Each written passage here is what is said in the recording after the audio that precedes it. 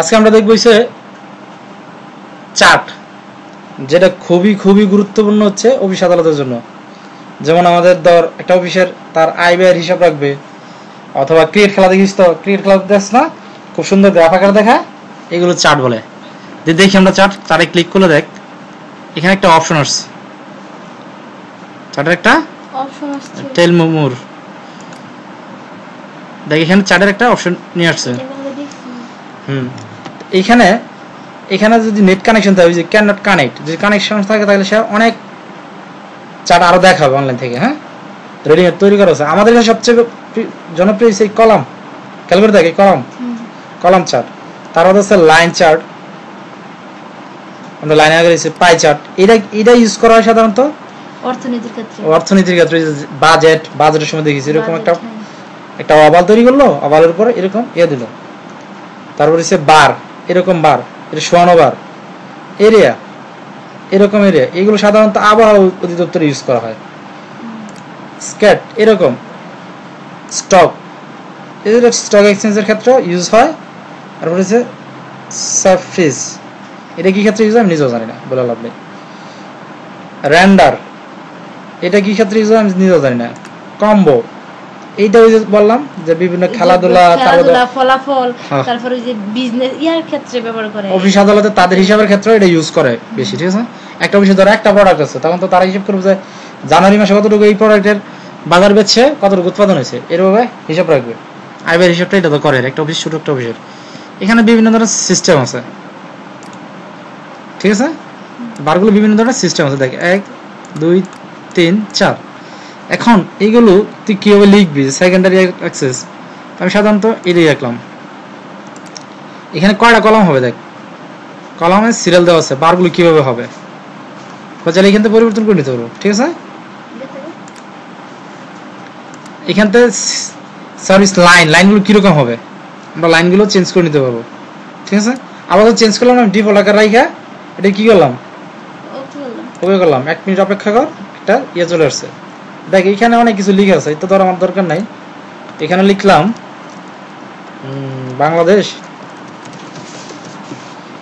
বাংলাদেশ, তার ইয়াটা রাখলাম, এখানে লিখলাম ইন্ডিয়া।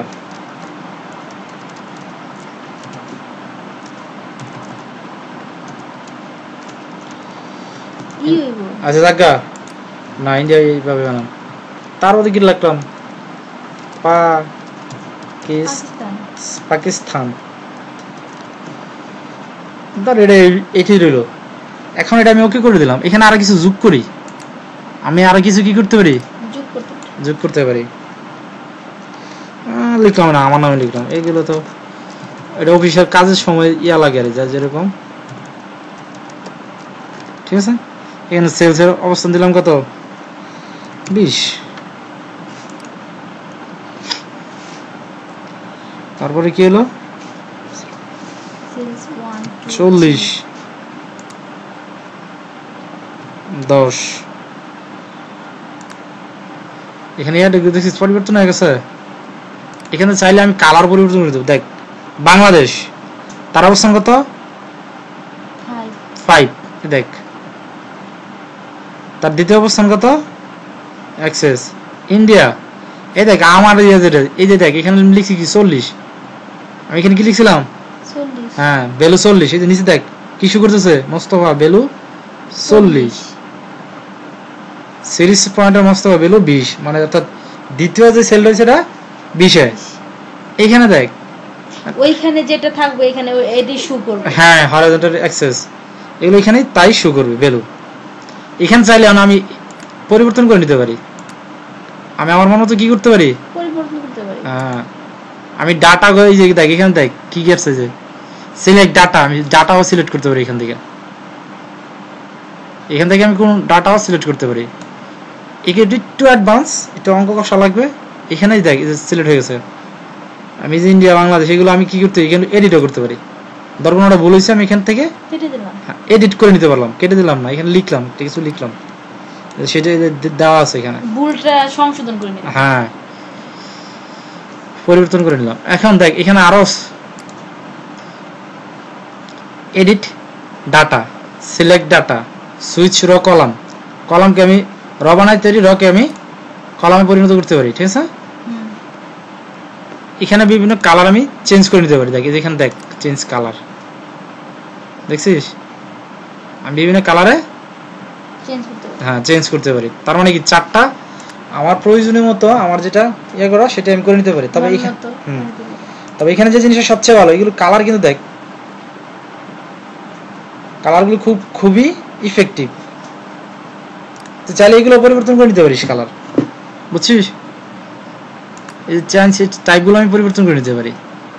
এইগুলো চার্টের ব্যাপার। হ্যাঁ, এর সাথে আরেকটা জিনিস যেটা আছে, এটা দেখলাম চার্ট, এটা দেখুন স্ন্যাপশট থাকে। এটা আমি যদি ইনসার্ট থেকে যাই, এই দেখ স্ন্যাপশট, এখান থেকে আমি এটাকে ড্র করব।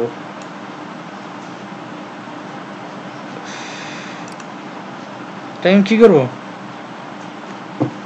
স্ন্যাপশট ক্লিপিং ইয়ে করতেছে, জামা করতেছে একটা।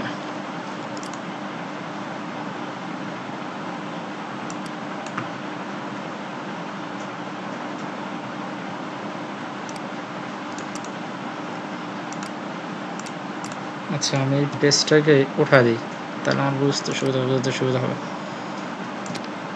লাগাইস না, স্ন্যাপশটটা এইখানে দিচ্ছে, ঠিক আছে। প্রয়োজনীয় অংশ এখান থেকে কেটে নিয়ে আসতে পারবো। স্ন্যাপশটের কাজ কি, প্রয়োজনীয় অংশ আমি এদিক সেদিক থেকে কি করতে পারবো, কেটে নিয়ে আসতে পারবো। এটা কোথায় আছে, এই যে এটা, কারণ এটা আমার একটা শর্ট দরকার, স্ক্রিনশট দরকার। আমি স্ক্রিনশটটা নিয়ে নিলাম এখান থেকে। স্ক্রিনশটটা কিভাবে নিছেন দেখাচ্ছি আবার। আমি যদি এখানে ইনসার্টে যাই, স্ক্রিনশটে আসি,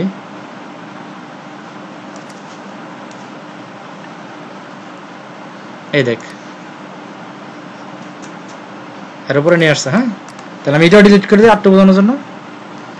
এখানে যাবো ইনসার্ট থেকে স্ক্রিনশট, এই দেখেন লাগবে স্ক্রিন ক্লিপিং, একটা ইয়ে দিছে, চলে আসছে এখানে অটোমেটিক দিয়েছে। এখন এটা তুই আগের মতো ইমেজে যেভাবে কাজ করে এভাবে কাজ করতে পারবি, ডিজাইন করতে পারবি, কালার চেঞ্জ করতে পারবি, ঠিক আছে। আমি আমার মতো এটা কাজ করতে পারবো। এটা হচ্ছে স্ন্যাপশটের সাধারণ কাজ। আর এই ডকুমেন্টটাকে যদি তুই স্ক্রিনশট নিতে চাস এটারই, ঠিক আছে, তাহলে এই ডকুমেন্টটাকে সেভ করতে হবে। আগে কি করতে হবে, হ্যাঁ সেভ করার পরে তুই এখান থেকে স্ক্রিনশটে চাপবি, দেখবি যে স্ক্রিন ক্লিপিং এ যাবি, সেই একটা শট নিয়ে নিয়েছে, ঠিক আছে। এটা সেভ না করা পর্যন্ত এখানে শো করবে, সেভ করলে এখানে শো করবে, যেখানে অটোমেটিক চলে আসছে না। হ্যাঁ, এখানে তুই এনে দেবে। এখানে আবার বলতেছি এই জিনিসটা মনে হয়েছে, এখানে এগুলো আপাতত ওপেন আছে, অর্থাৎ এগুলো ইয়েতে আছে। আমি এটা চাইলে স্ন্যাপশট নিতে পারি, দেখে থাকি চলে আসছে এখানে সরাসরি একটা ইমেজ। এটাকে আমি বড় ছোট করতে পারবো, বড় ছোট করতে পারতেছি না।